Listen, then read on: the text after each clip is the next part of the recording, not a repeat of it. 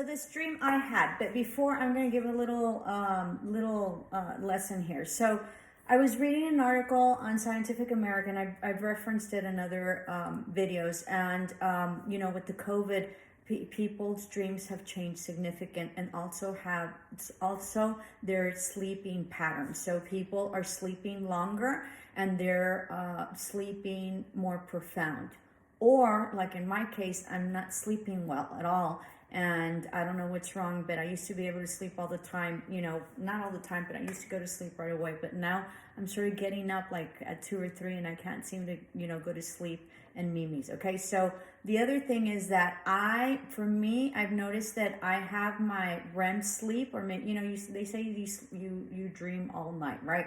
But what I remember the most and the most significant dreams are usually from 5 to 7 when I have it, which is interesting because I'm usually up at that time. So during COVID, I've tried to be able to maybe sleep till 6. But on very few occasions, I can sleep till 7, and then a dream will come in. So I really try to do that so that way I can get my dreams. But I've had very sporadic dream patterns, okay? And so sleep patterns, not dream patterns, very sporadic sleep patterns. So maybe more people, because they don't have the consistency or the thing about having to get up and go to work, maybe, and everybody's sort of working at home. So maybe you don't have that, that inner clock telling you get up, because, you have to go to work and you don't have to be anywhere, specifically. So maybe people are resting more. But I think that as COVID comes in and the economy and the politics and everything that's going to take into play, and as we get further along with the pandemic, I think that it's going to create a lot of stresses, and I think that it's radically going to change our sleeping pattern again, and I think that it'll really significantly change our dreams, and I think that they're probably not going to be good. They're probably going to have, be kind of nightmarish. Okay. So, remember that your dreams are, what I believe is based on your environment and what you're going through. Your dream is only specific to you. That's why I'm a dream interpreter, right? So even though you like look in Google or whatever, your dream is specific to you. And if you have someone that is able to interpret them like me, then, as best as I can, I will deliver the message. So anyway, so having said that, my dream was a really quick dream. And so it was like I was in class, right? Because I'm a teacher. So I was in class and everybody got up and left.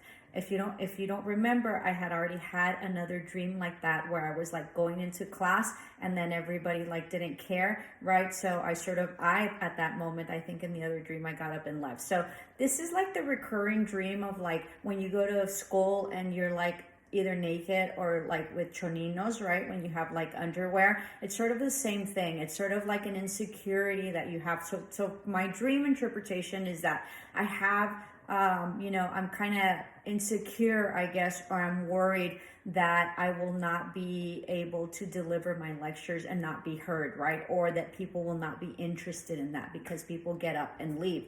And the whole class left. So there's some sort of insecurity, or I'm worried, or something subconsciously is bothering me that I'm thinking that, that I'm not going to have a class. Okay. So I think that it's because of, I don't know what it is. Maybe I'm just subconsciously, maybe I'm worried about, the videos and that I can't physically see them. It's hard from a teacher's perspective. I saw an article the other day where it says, I'm a teacher and everybody, covers their camera, right? Or mutes their camera. I don't know how you say the mute camera.